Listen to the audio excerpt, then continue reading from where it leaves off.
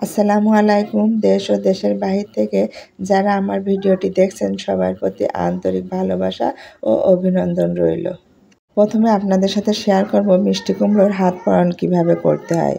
কি করলে বেশি কচু গাছে লতি হবে আর ছোট্ট ব্রয়লার মুরগির কি ওষুধ খাওয়াতে হয় নাভি শুকানোর জন্য সবটাই এই ভিডিওতে থাকছে। তার আগে পুরুষ ফুল আমরা চিনে নিব। সম্পূর্ণ ভিডিওটি দেখলে আপনাদের উপকার হবে আর কীভাবে বেশি ফলন হবে সেটাও জানতে পারবেন। ফুল আর পুরুষ ফুল চেনার আগে সম্পূর্ণ ভিডিওটি দেখার অনুরোধ রইল আপনাদের কাছে। ফুলের মাথায় যদি মিষ্টি কুমড়া থাকে সেইগুলো মেয়ে ফুল আর এইগুলা হচ্ছে পুরুষ ফুল, এর মাথায় কোনো মিষ্টি কুমড়া নেই। আমি আলতো হাতে পাপড়িগুলো ছিঁড়ে ফেলতেছি। ভিতরের যে অংশটা ওইটা দিয়ে আমি হাত পরান করব।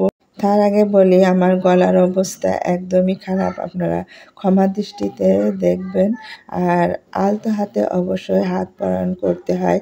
আমি হাত পরান করার আগে মিষ্টি ফুল কুমড়ার স্ত্রী ফুলটি নিয়ে দিই। যে ফুলের মাথায় মিষ্টি কুমড়ার জালি পড়বে ওইটাই মিষ্টি স্ত্রী ফুল। আর মৌমাছিতে আগে কৃত্রিম পরাগায়ন করে দিয়েছে, তবুও আমি হাত পরাগায়ন কীভাবে করছি আপনারা একটু মনোযোগ সহকারে দেখে বুঝে নেবেন প্লিজ। হাত পরাগায়ন আস্তে আলতো হাতে করে চারিপাশে কিভাবে ঘষে দিতে হয় দেখতেই পেলেন। আর এই হাত পরাগায়ন করলে একটি মিষ্টি কুমড়াও শুকিয়ে যাবে না, হলুদ হয়ে যাবে না, পড়ে যাবে না। অবশ্যই এই মিষ্টি কুমড়া বড় হলে আপনাদের সাথে এই মিষ্টি কুমড়ার ভিডিওটি শেয়ার করব। সবাই সেই পর্যন্ত আমার সাথেই থাকবেন আর বেশি বেশি সাপোর্ট করবেন, লাইক কমেন্ট ফলো দিয়ে দিবেন। ভিডিওটি যদি ভালো লাগে অবশ্যই একটি শেয়ার করে দিতে পারেন। যে আমার মতো অনেকেই আপুরা ভাইয়ারা ছাদে কিন্তু মিষ্টি কুমড়া, লাউ অনেক চাষ করে থাকে। যাই হোক, এখন আমি আরেকটি জিনিস শেয়ার করব, কচুর লতি কীভাবে বেশি পরিমাণ হবে সেই জিনিসটি আপনাদের সাথে শেয়ার করবে। দেখতেই পারছেন এই 3টে গাছ থেকে আমি পাতা খেয়ে নিয়েছি, প্রচুর পোয়া বের হয়েছে, এইগুলো আমি উঠিয়ে লাগিয়ে দিয়েছি। আর কচুর লতি কীভাবে হচ্ছে দেখতেই পারছেন, এর কারণ অতিরিক্ত পানি দেওয়ার কারণে।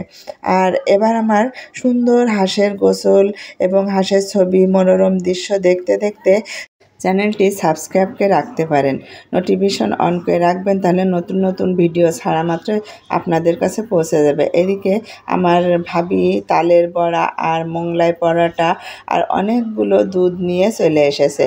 আসলে আমার ভাইদের বাসায় গরুর ফার্ম, খাঁটি দুধ আমরা কিনে খাই না, ভাবিদের ওখান থেকেই দেয়, এই জন্য আমরা একবারে দুধ নিয়ে এসেছে। যাই হোক, ওদের খাইতে দিলাম। মিষ্টি কুমড়ার ফুল ভাজি, তারপরে মাংস রান্না ছিল, ডিম পোস্ট, হাঁসের ডিম পোস্ট করে দিয়েছি। সবটাই আর কি মিলেঝিলে খাওয়ানো হয়েছে। তারপরে খাওয়ানোর পর্বে রাতে চলে গেলাম, মেয়ে চলে যাবে, তার জন্য আমার হাজব্যান্ড সিঙ্গাড়া বানালো। সিঙ্গাড়াগুলো আস্তে মিডিয়াম আঁচে ভেজে নিলাম। দেখতেই পেলেন খুব সুন্দর সিঙ্গাড়া। আসলে দোকানে এই ধরনের সিঙ্গাড়া খেয়ে কিন্তু ভালো লাগে না, বাসায় টাটকা তেল দিয়ে ভাজা আর দুধের পায়েস রান্না করলাম। আর চলে গেলাম রাতে ছোট্ট মুরগির বাচ্চার কাছে, এদের ওষুধ দেবো নাভি শুকানোর জন্য, রেনামক্স আর অ্যান্ড্রোসিন। এদের ওষুধ 3-4 দিন দেওয়া, অন্তত 3 দিন দেওয়া লাগে এদের নাভি শুকানোর জন্য। সম্পূর্ণ ভিডিওটি যদি দেখে ভালো লাগে আমার সাথেই থাকবেন। আল্লাহ হাফেজ।